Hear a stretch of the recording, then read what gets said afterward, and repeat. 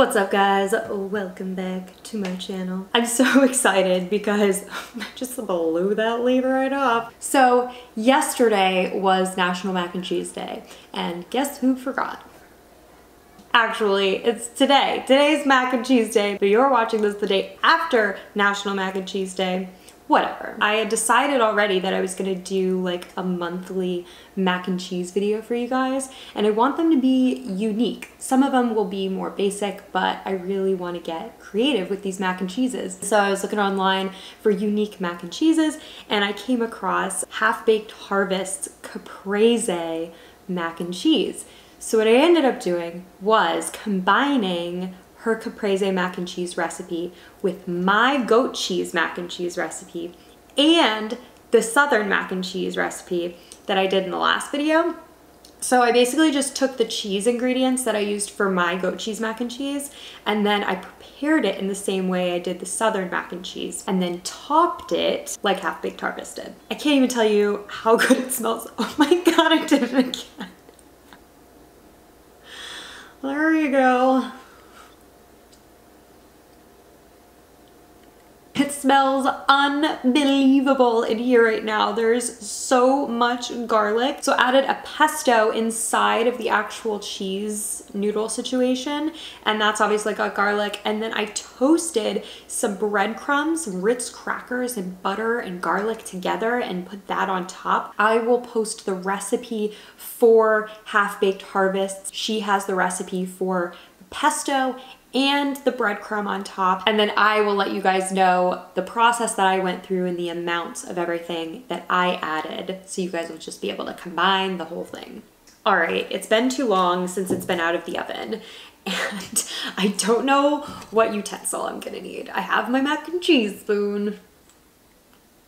Admire, admire. Some of the letters are wearing off. So sad, so sad. Anyways, I have this, and then I have this, which I had last time, but I'm using a special kind of noodle. If you guys saw, strozza prezzi. Stop blowing away from me. So I wanted to use cavatelli, and they usually have it in the freezer section. At least that's where I usually see it. Our grocery store didn't have any. So I was looking for a similar shape, and I found strozza prezzi. It's kind of like an oversized macaroni meets penne, and then you like snip it in half and like kind of roll it in on itself. Either way, I'm expecting like a really nice chew from it. Shut up, Lindsay, start eating. It looks so good, guys, so good. I really hope it's done. I just kind of guessed on the liquid amount. I knew I needed more than the last time, but I wasn't sure how much, so I really hope this isn't just like a big puddle in here. No puddle.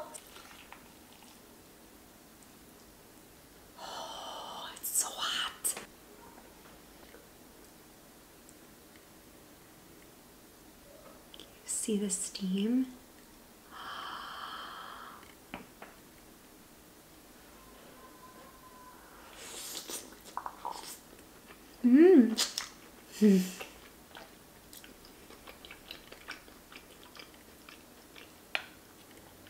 Oh my gosh. The goat cheese is so good, guys. If you like goat cheese, you will love this. Even if you don't like goat cheese, you might not even realize that it's in here. You just know that it's delicious.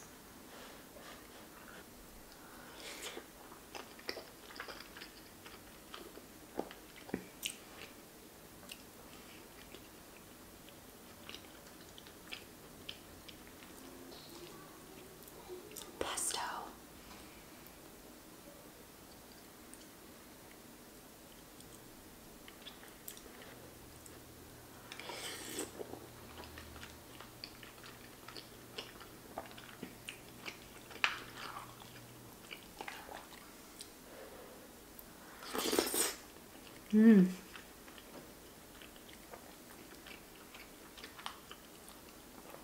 The goat cheese has that amazing, amazing tang, super creamy, and the parmesan adds that nutty saltiness.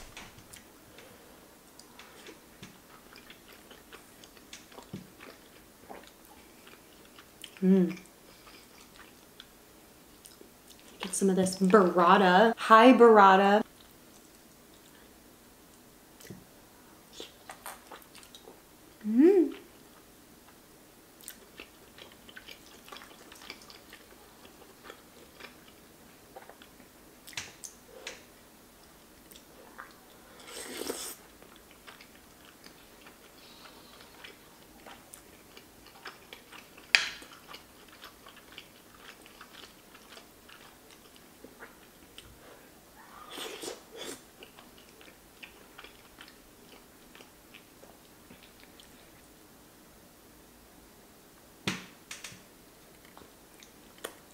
You like scoop out a little of the inside of the burrata. Oh my gosh. And there's plenty of liquid in here still. I actually think next time I'll add more parmesan. It could stand to have a little bit more of that. Mmm.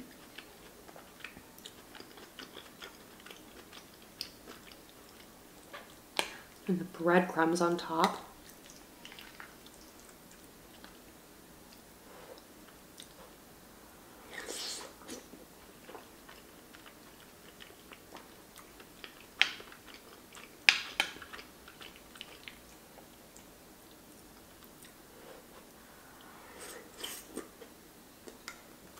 Mm-hmm.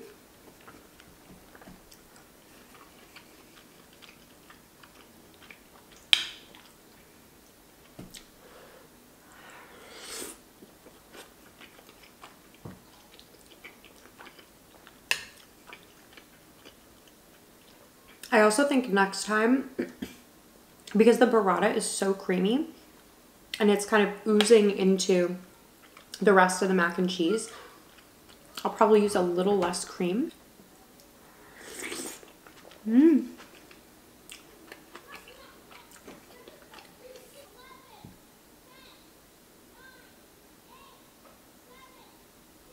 The edges are definitely my favorite because they have that crispiness. Mm.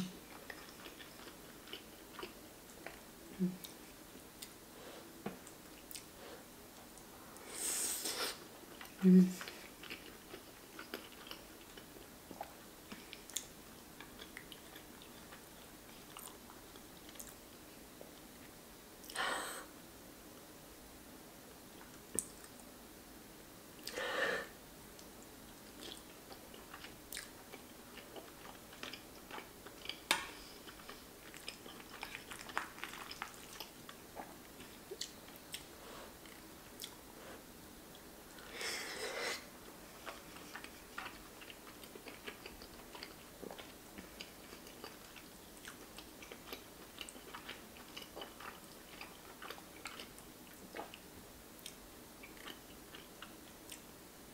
A piece of the mozzarella is in there. Woo. Mm. Mm.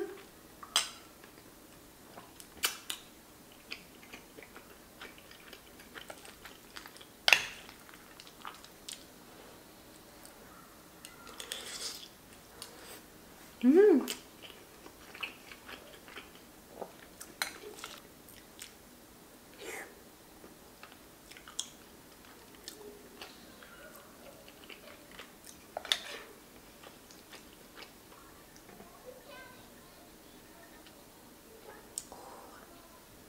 To be honest, I think I added too much vodka in here, so I can't really taste the mix as much as I would like.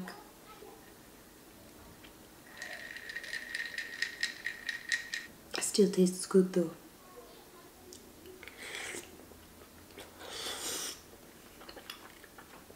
Mm. I think it might be nice next time too to do sun-dried tomatoes instead of whole cherry tomatoes. They have this great burst of like tomatoey sweetness, but they're still a little watery, and I feel like that's contributing to the extra liquid that's in the middle here. However, I'm not bummed about the extra liquid because that just means it's going to heat up way, way, way better than one that had way less sauce.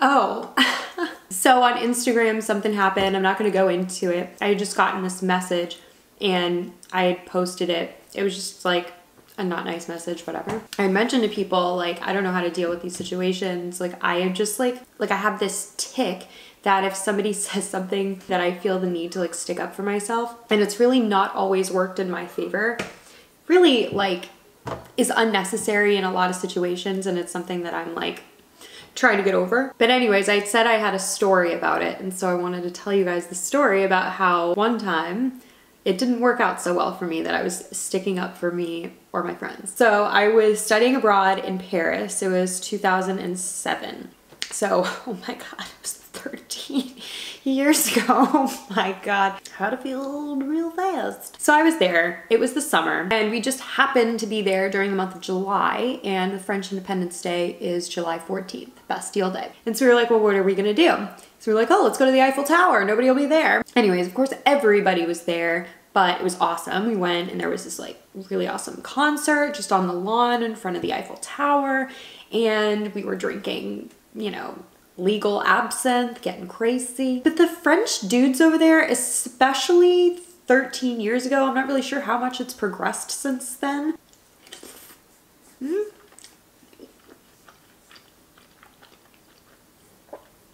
They're just like not the nicest, and they like don't value women as much. At least that was the case when we were there. They were drinking just like everybody else was, and at the end, after the fireworks and everything, we were trying to get back home. And so we're leaving the Eiffel Tower, and all these guys are just like putting their hands on my friends. Like, what? Like, who are you? You don't know us. Like, who are you to put your hands on my friends, on me, or whoever? They were like laughing about it and like, you know, just like grazing their bodies, and my friends weren't doing anything, and like rightfully so. We're in a foreign country. We don't just like know what to do in situations like this. Like, we'd probably be in a bad situation compared to these French guys. I was getting super ticked off about it, like real mad. And I just told my friend, it was like, the next guy that touches any one of us, I'm gonna hit him. I'm gonna hit him. So this dude grabbed my friend by both shoulders, just like holding her like this. And so I hit him across the face, right across the face.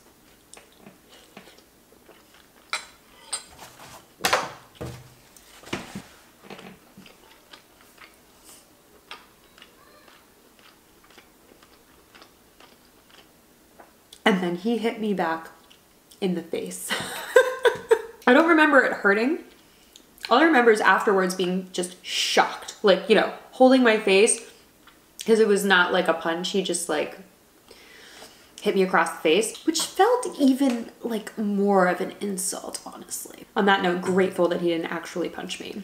But it didn't hurt, and I was sitting there in shock, and he's like yelling at me in French. I'm there to study French, no idea what he said. So they end up leaving, like yelling things, and we're just like, my friends are like, God, Lindsay, why do you have to get involved like that? Why do you have to do that? Blah, blah, blah. And they were all like super mad. And I'm like, half of me is like, you're welcome, first of all, but also I totally get why they were upset, because if something more had happened, then it would have been kind of my fault. But also, I don't know what would have happened if those guys were not told what's up. You know, they weren't expecting a chick to hit him in the face. So, you know, what if they were like, oh, these chicks will just let us do anything, and then like went even further with it.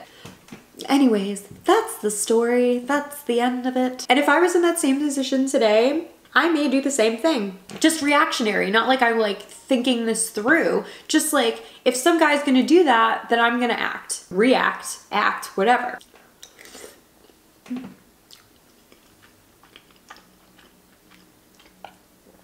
I wonder what that guy's doing now. I wonder if he follows me. That'd be interesting. They're like, I was that guy, 07, that was me. Don't you kind of wish like you could look back on stories like that and the person just feels bad? I mean, there's things in my life that I'm like mortified of, like mortified. You do things when you're really young and you're just like, wash that off. So you wonder if that was him, right? Like, does he feel about it? I don't know.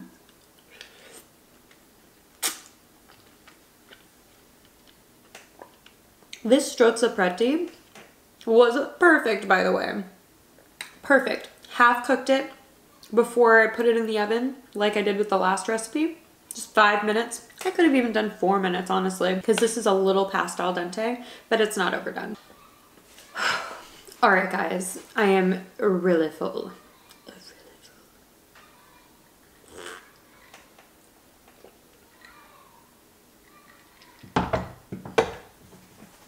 This was awesome. I definitely am going to make some adjustments. Definitely gonna go with a little less liquid next time, a little bit more parm. I probably won't add the balls of mozzarella inside. I might do shredded mozzarella instead.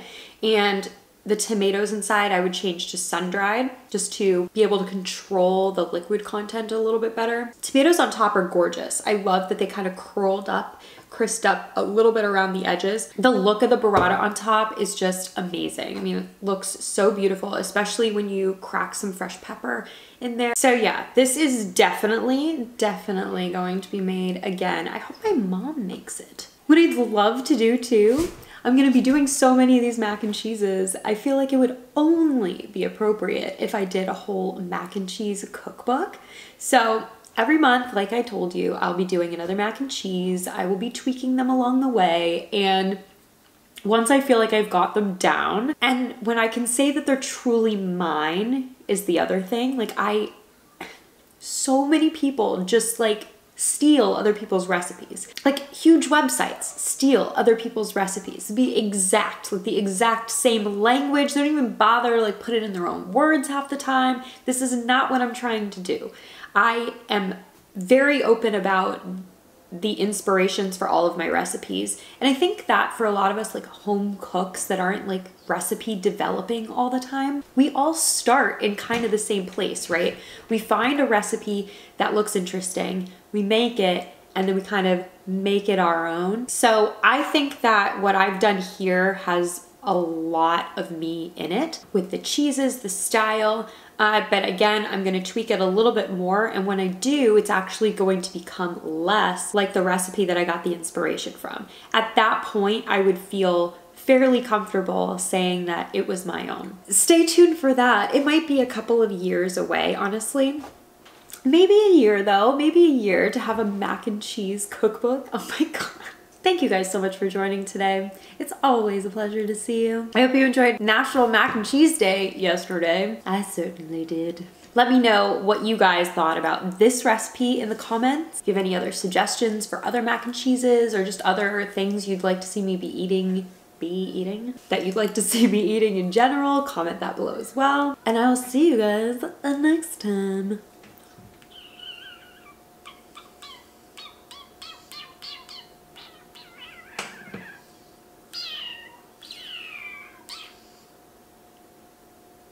Bye guys.